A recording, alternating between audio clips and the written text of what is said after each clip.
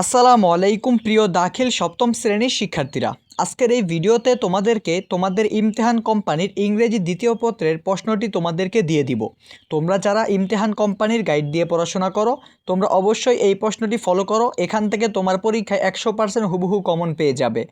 আর ভাইয়া তোমাদের কাছে একটা রিকোয়েস্ট থাকবে, তোমরা দয়া করে এই ভিডিওটি লাইক করে দাও আর চ্যানেলটা সাবস্ক্রাইব করে দাও এবং কমেন্টে তোমাদের মতামত জানাও তোমরা কোন বিষয়ের প্রশ্নগুলো চাও। এবং তোমরা এই ভিডিওর কমেন্ট বক্সে চলে যাও, সেখানে গিয়ে দেখো নতুন একটি চ্যানেলের লিঙ্ক দেওয়া আছে। চ্যানেলটার নাম হলো ইমদাদুল এক্সাম জোন। ওই চ্যানেলটাকে সাবস্ক্রাইব করে রাখো, কারণ সামনের দিকে সকল প্রশ্ন ওই চ্যানেলেই দেওয়া হবে। সো ভাইয়া চলো বেশি দেরি না করে তোমাদের প্রশ্নটি তোমাদেরকে দেখিয়ে দিচ্ছি। সো ভাইয়া সর্বপ্রথম তুমি লক্ষ্য করো তোমার কোশ্চেন ওয়ানে। ভাইয়া কোশ্চেন ওয়ানে কি আছে? কোশ্চেন ওয়ানে আছে গ্যাপ ফিলিং। ভাইয়া এই গ্যাপ ফিলিংটা তুমি ভালোভাবে আয়ত্ত করে নাও, কারণ এই গ্যাপ ফিলিংটা তোমার পরীক্ষায় 100% হুবহু কমন থাকবে। তুমি আমার কথাটা ভালোভাবে মিলিয়ে নাও। তার জন্য বলতেছি কোশ্চেন ওয়ান ভালোভাবে গ্যাপ ফিলিংটা তোমার গাইড থেকে দাগিয়ে পড়া শুরু করো। তারপরে চলে আসো কোশ্চেন দুইয়ে। এখানে কি রয়েছে? এখানে টেবিল রয়েছে। ভাইয়া এই টেবিলটা তুমি পড়বা, এর বাহিরে একটি টেবিলও তুমি পড়ার কোনো প্রয়োজন নাই। তুমি জাস্ট এই একটি টেবিল পড়ো, এই একটি টেবিলই তোমার পরীক্ষায় হুবহু কমন থাকবে। তারপর তুমি কোশ্চেন তিনে চলে আসো। এখানে রয়েছে গ্যাপ ফিলিং। ভাইয়া এটা হলো রাইট ফর্ম ভার্বস, ঠিক আছে?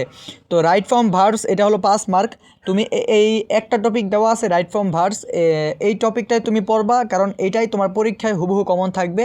এর বাহিরে আমার প্রশ্নের বাহিরে একটি পড়াও তুমি পড়বা না। তারপর তুমি চলে আসো তোমাদের কোশ্চেন 4-এ। এখানে রয়েছে তোমাদের চেঞ্জিং সেন্টেন্স। ভাইয়া চেঞ্জিং সেন্টেন্সে তুমি 5 মার্ক বরাদ্দ। তুমি ভালো করে জানো তোমার 5 মার্ক থাকে চেঞ্জিং সেন্টেন্সে। তাই তোমাকে বলতেছি, আমি যেই চেঞ্জিং সেন্টেন্সটা তোমাকে প্রশ্নের ভিতরে দিছি তুমি এইটাই পড়বা, এর বাহিরে পড়বা না, কারণ এটাই তোমার পরীক্ষায় কমন থাকবে। ফলে তুমি 5 মার্ক নিশ্চিত পাবা। তারপর কোশ্চেন 5-এ চলে যাও, ওইখানেও তোমাদের চেঞ্জিং সেন্টেন্স রয়েছে। ভাইয়া এখানেও 5 মার্ক, তুমি এই চেঞ্জিং সেন্টেন্সটাও পড়ে ফেলবা, এটাও তোমার 5 মার্ক বরাদ্দ থাকবে। তুমি এটাও ভালোমতো পড়ে নিও। তারপর চলে আসো কোশ্চেন 6-এ। ভাইয়া কোশ্চেন 6-এ যেটা আছে এইটা তুমি ভালো মতো পড়ে নাও, কারণ এটাও তোমার পরীক্ষা হুবহু কমন থাকবে। এবার চলো তোমাদের কম্পোজিশন অর্থাৎ রাইটিং পার্টটা দেখি। তারপর তুমি রাইটিং পার্ট দেখো। কোশ্চেন 7-এ কী রয়েছে? এখানে দুইটা টপিক দেওয়া আছে, একটা হলো অ্যাপ্লিকেশন এবং দ্বিতীয়টা হলো ইমেল। তুমি অ্যাপ্লিকেশন অথবা ইমেল এই দুইটা টপিক দেওয়া থাকবে, তুমি যে কোনো একটা অ্যান্সার করবা 8 মার্ক। তো এখন তোমার যেইটা ভাল লাগে, তুমি পারলে অ্যাপ্লিকেশন অ্যান্সার করতে পারো, পারলে তুমি ইমেলও অ্যান্সার করতে পারো। এই দুইটা থেকে তোমার যেইটা ভাল লাগে তুমি ওইটা পড়ে নিও, ওইটাই তুমি পরীক্ষায় অ্যান্সার করবা।